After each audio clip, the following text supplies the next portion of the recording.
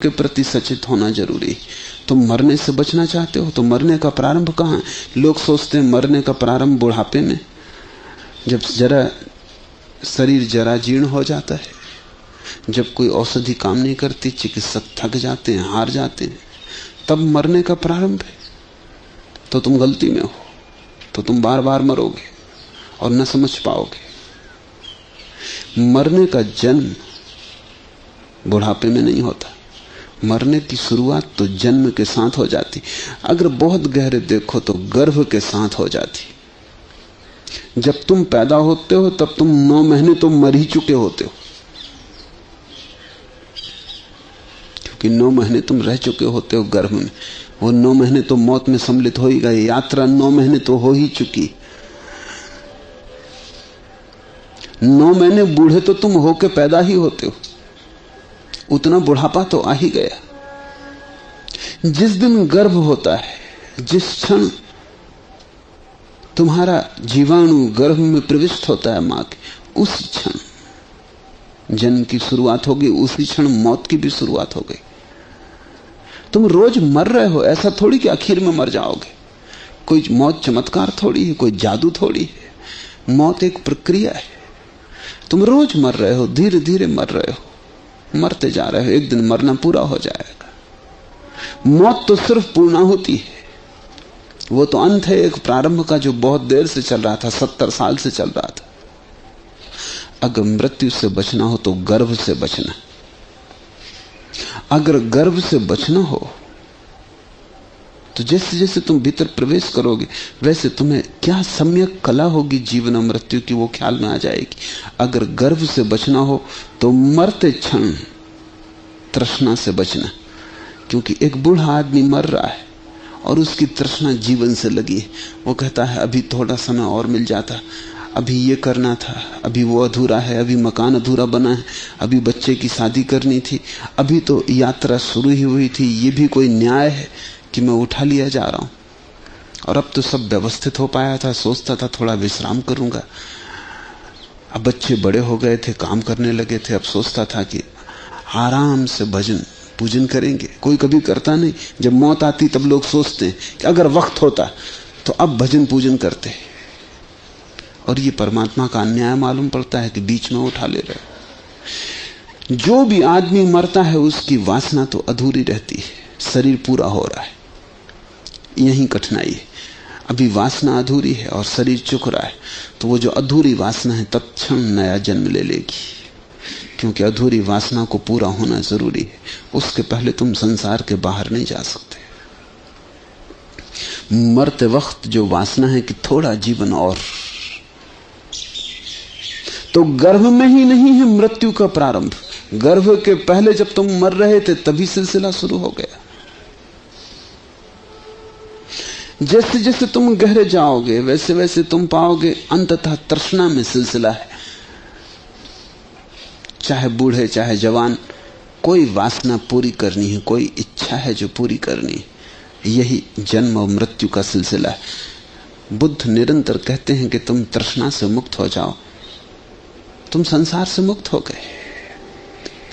तुम कोई कामना ना करो कि ये मुझे पूरा करना है। तुम जैसे हो वैसे होने से राजी हो जाओ, फिर तुम्हारा कोई जन्म ना होगा।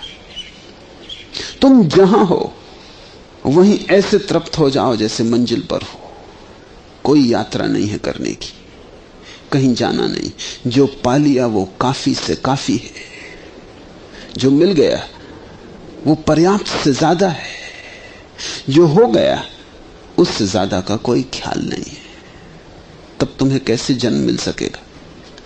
तब तुम पूरे होकर मरोगे, और जो पूरा होकर मरता है उसके आने की कोई जरूरत नहीं रह जाती। उसने मरने की कला जान ली। जो तृष्णा शून्य मरता है वो मरने की कला जान लिया। कबीर कहते हैं मरते मरते जगमुआ, औरस हुआ न कोय, दास कबीरा योमुआ, बहुर न मरना होए। फिर मरना न होगा, ऐसे मरे कबीर। मरते मरते जगमुआ, बहुर न किया विचार। कितने जन्मों से तुम मर रहे हो और एक क्षण को तुमने विचार ना किया, लौट के एक बार ना सोचा कि तुम क्यों इस जाल में फंसे हो। एक सयानी आपनी परवश मुआ संसार। कबीर कहते हैं कि मैं सयाना होकर मरा, तुम परवश होकर मर रहे हो। कि यही भेद, यही एक बुद्ध की मृत्यु का और एक अज्ञानी की मृत्यु का भेद। दोनों में गुणात्मक फर्क है। चिकित्सक न पहचान सकेगा इस फर्क को। अगर बुद्ध मर रहे हो, कबीर मर रहे हो और तुम मर रहे हो एक ही अस्पताल में, और तुम चिकित्सक से कहो कि इनकी मृत्युओं में क्या फर्क है, चिकित्सक कोई फर्क ना बता सकेगा। चिकित्सक कहेगा कोई भी फर्क नहीं, इसकी हृदय की धड़कन भी समाप्त हो रही, इसकी श्वास भी डूबी जा रही, इसके खून की चाल खोई जा रही, दोनों एक जैसे मर रहे हैं, कोई गुणात्मक भेद नहीं। लेकिन समझने की कोशिश करो, तुम और कबीर के मरने में गुणात्मक भेद है। वही कबीर कह रहे हैं, एक सयानी आपनी परवश मुआ संसार। हम सयाने होके मर रहे हैं, हम पूरे होके मर रहे हैं, हम जान के मर रहे हैं।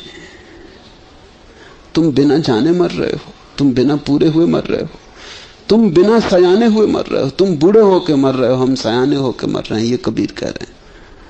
तुम्हारी मृत्यु परवश है, तुम असहाय मर रहे हो, तुम चीख पुकार करके मर रहे हो कि कोई सहारा दे दे, किसी तरह बच जाऊं, कोई दवा ईजाद हो जाए। अमेरिका में कुछ लाशें रखी, बहुत खर्चीला काम है, सिर्फ अरबपति लोग कर सकते हैं, क्योंकि वैज्ञानिकों का ऐसा ख्याल है कि 1980 के करीब करीब 5 वर्ष बाद वो ऐसी दवा खोज लेंगे कि मरने की कोई जरूरत न रहेगी। तो एक आदमी 1950 में मरा कैलिफोर्निया में।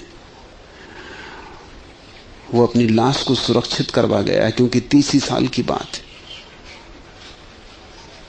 1980 में दवा खोज ली जाएगी।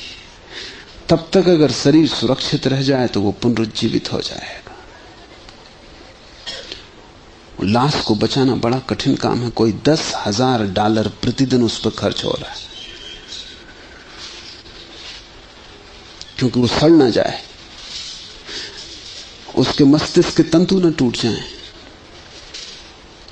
तो उसे बहुत गहरी ठंडक में पूरा भवन उसके लिए फ्रीज की तरह बनाया गया, और उस गहरी गहरी बर्फ की ठंडक में उस लाश को सुरक्षित रखा जा रहा है। एक क्षण को भी बिजली बंद हो जाए तो वो आदमी वहां खत्म हो जाएगा। इसलिए बड़ी इंतजाम किए गए, सब तरह की सुरक्षा की गई। 1980 आदमी मरता है लेकिन मरना नहीं चाहता, परवश। तुम कितने उपाय करते हो न मरने के, झूठी सच्ची बातों पर भरोसा कर लेते हो। कोई ताबीज बांध लेता है, कोई कुछ कर लेता है, सब तरह से उपाय करते हो कि बच जाएं। ये जो आदमी है बूढ़ा तो हो गया, लेकिन सयाना ना हुआ। सयाना होने का तो अर्थ ही यह है कि तुम्हें यह पता चल जाए कि इस जीवन में कुछ है ही नहीं पाने योग्य जिसके लिए बचना जरूरी हो। सयाने होने का अर्थ तो यह है कि तुम सब वासनाओं को परख लो और उनमें कुछ सार ना पाओ। तुमने प्रेम भी किया और तुमने पाया कि वहां भी कुछ ना था, काम वासना थी। तुमने प्रेम किया और तुमने पाया कि वहां भी प्रकृति केवल तुम्हारा उपयोग कर रही थी संतति पैदा करवाने के लिए। तुमने धन कमाया और पाया कि वो ठीकरे थे जिन पर समाज राजी हो गया था कि इनका मूल्य है। तुमने पद कमाए, तुम बड़े पदों पर पहुंचे, लाखों लोगों ने तुम्हारी तरफ आंखें उठाकर देखा, लेकिन तुमने पाया उससे भी कोई तृप्ति नहीं, उससे भी कोई मन का अधूरा घड़ा भरता नहीं। तुम अहंकार की ऊंचाइयों पर उठे और वहां भी तुमने भीतर क्षुद्रता का ही वास पाया। तुम महलों में रहे, लेकिन तुम्हारे भीतर की वासना का भिखमंगापन न मिटा। तुमने सब कमाया और तुमने पाया कि सब कमाना अपने को गंवाना है। तब तुम सयाने हुए, तब तुमने देखा कि इस जीवन में कुछ पाने योग्य नहीं। तुमने रत्ती रत्ती खोज लिया, अनुभव से तुम सिक्त हुए, भर गए, और तुमने सब तरफ पहचान के किसी की कहासुनी से नहीं, कबीर के वचन पढ़ के नहीं, मेरी बात सुन के नहीं, तुमने अपने ही अनुभव की परख और कसौटी से ये पा लिया कि ये सारा खेल अज्ञानियों का है। यहां ज्ञानी की जगह नहीं, यहां जानने वाले के लिए कोई काम नहीं। ये बच्चों का खिलौना है, ये बच्चे खेल रहे हैं, खिलौने में लीन है, लेकिन तुम सयाने हो गए और तुम्हें खेल दिखाई पड़ गया और तुम हंसे, और उसी क्षण तृष्णा का धागा टूट गया। इसको पतंजलि समाधि की अवस्था कहते हैं, निर्विकल्प समाधि। अब तुम्हारे मन में कोई विकल्प ना रहे कि ये करूं वो करूं, ये पाऊं वो पाऊं, सब विकल्प हट गए। समाधि शब्द बड़ा प्यारा है। हम सन्यासी की कब्र को भी समाधि कहते हैं और परम ज्ञान की अवस्था को भी समाधि कहते हैं। कुछ राज है दोनों के लिए एक ही शब्द प्रयोग करने का, और राज यह है कि हम उसी आदमी की कब्र को समाधि कहते हैं जो मरने के पहले सयाना हो गया हो, समाधि को पा लिया हो, जो मरने के पहले मर गया हो।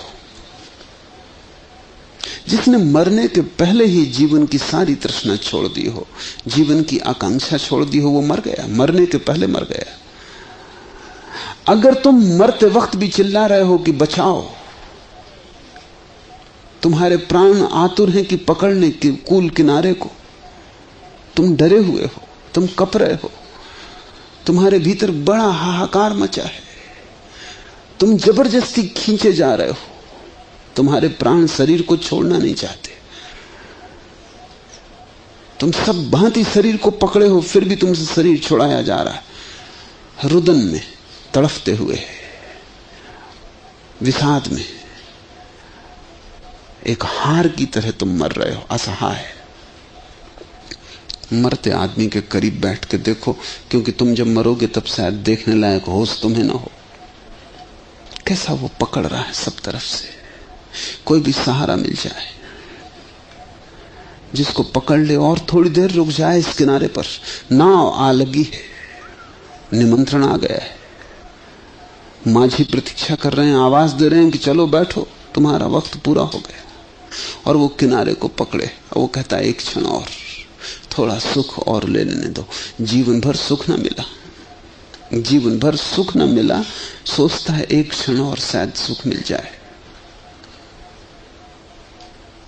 अतृप्त मरते हो तुम, प्यासे मरते हो तुम। कितने घाटों के पानी पिए, प्यास न बुझी, स्वाद न मरा, भूख न गई, तृष्णा जगह अपनी खड़ी रही। सब अनुभवों को पार करके तृष्णा अपनी जगह रही। ये अज्ञानी की मौत है। सब अनुभवों को पार करके तृष्णा मिटती गई। तुम हंसने लगे। ये जीवन ऐसे ही था जैसे कोई रेत से और तेल निचोड़ रहा हो, कोई संबंध ही न था। इस जीवन में सुख के मिलने का कोई उपाय ही न था। तुम वृथा ही भर में, तुम एक मृग मरीचिका में भटके। ऐसा जिसने जान लिया, ऐसा जो जाग गया जीवन के प्रति, वो सयाना है। सयाने होके मरना।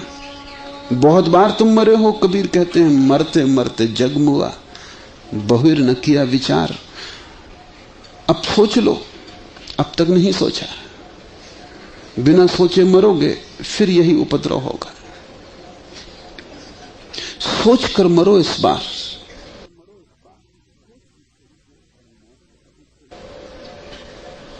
और मौत तो अभी थोड़ी देर है, तब तक सोच कर जियो ताकि सोचने की कला आ जाए, ताकि जागने का अभ्यास हो जाए। तो जब मौत तुम्हारे द्वार पर दस्तक दे, तब तुम जाग के जाना, सयाने की भांति जाना। बच्चों की तरह रोते चिल्लाते चीखते मत जाना कि क्यों मेरे खिलौने छीने ले रहे हो। ये खिलौने मुझे बड़े प्यारे हैं, ये मुझसे मत छीनो थोड़ी देर और।